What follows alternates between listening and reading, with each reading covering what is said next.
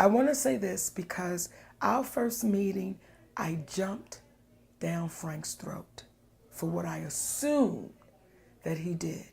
What's up, guys? It's Silent, and I'm back with another throwback photo for you guys. I'm outside right here in the Bronx visiting family, so if it gets a little background noise and stuff, don't mind that. That's what the Bronx is about. But today's photo is what I call the lunchroom table. The reason why I call it that is because, well, a little backstory. A week prior to taking this photo with Monique, I had randomly got the chance to do a phone interview with her for my website, TrueExclusives. And it was I was trying to get media for her show. She had a show in New Jersey. I didn't even think of asking about her interview because I just thought Academy Award winner. You know, sometimes my insecurity takes place, or, you know, that's another video, but I just felt like Oscar winner. I'm not gonna ask about an interview because it ain't gonna happen.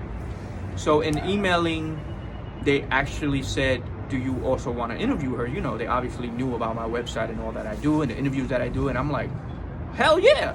So they said, all right, on the phone, whatever. It was supposed to be like a 7-minute, 10-minute interview just to kind of promote the show. Eventually, we get on the phone a couple of days later. We do the interview. It turns out to be amazing. And this was at a moment in my life where I was going through struggling with depression.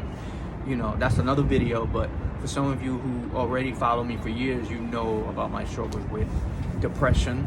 And that was one of the moments where I was in a heavy depression, not feeling motivated, feeling lost, and just not knowing what to do next with myself.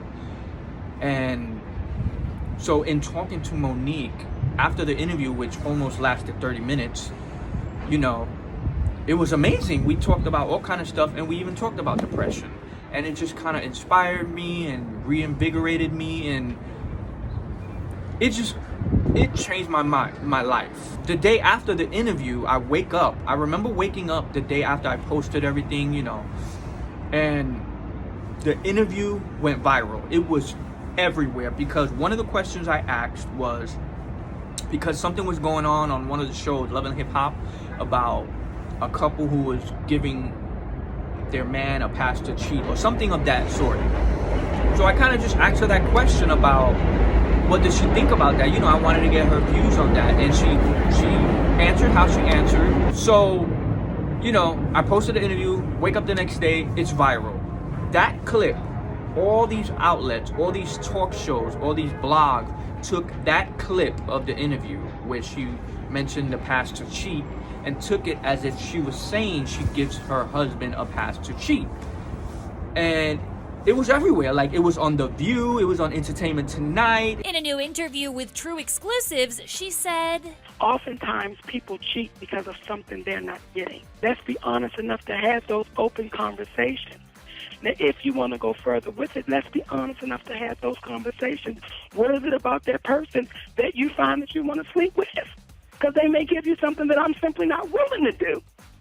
Right. And if that's the case, how could I be mad?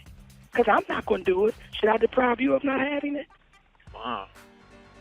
That's when the relationship is real, real. Is it okay to cheat on your significant other if you're given a hall pass?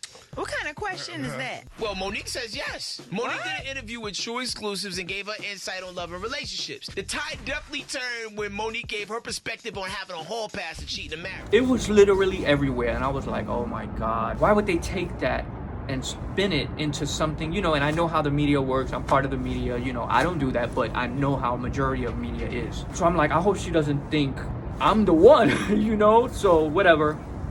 A couple of days later, I get to the show. Show is amazing. My first time seeing her live. And actually, I believe it was my first time just going to a comedy show, period. And I go backstage. I see her. And she's like, Frank, hey, my baby, let's go take a seat and talk for a minute. I'm like, oh shit.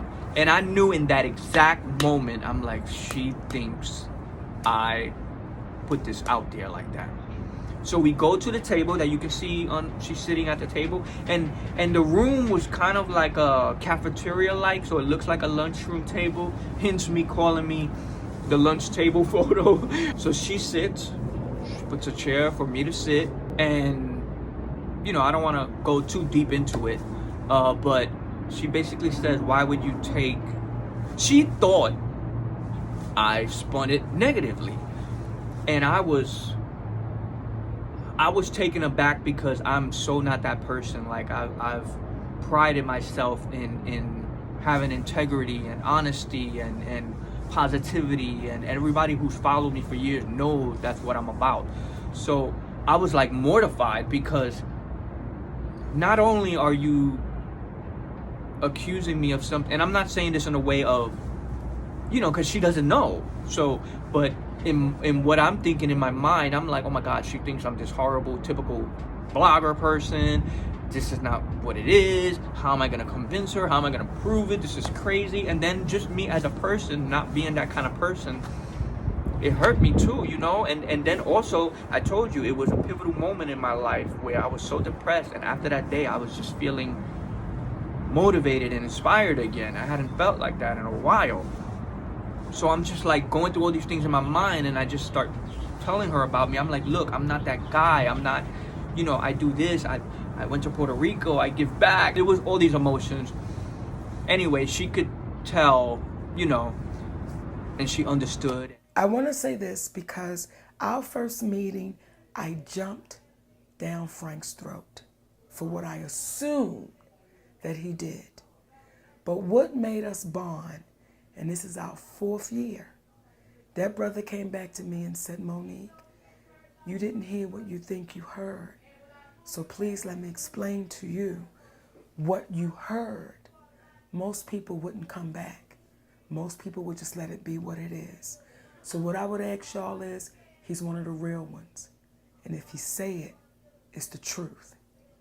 You might not like it, but if he says it, you can bet your ass it's the truth. I love you, Frank. And we talked some more, and we went, you know, we talked about depression and everything. I admitted to her how I was feeling. It was a beautiful moment. I just wanted to tell you guys about that little brief moment about how this photo by us at the lunchroom table came about. It was amazing to be able to have that moment with her, and I interviewed her again. You can also see that other interview. It wasn't a phoner, it was an in-person interview. And you know, that just goes to show you, just stand by who you are and be who you are, and it's okay. You know, everything will work out in the end. And yeah, so I don't really know what else to say about that photo. That's me and Monique's story.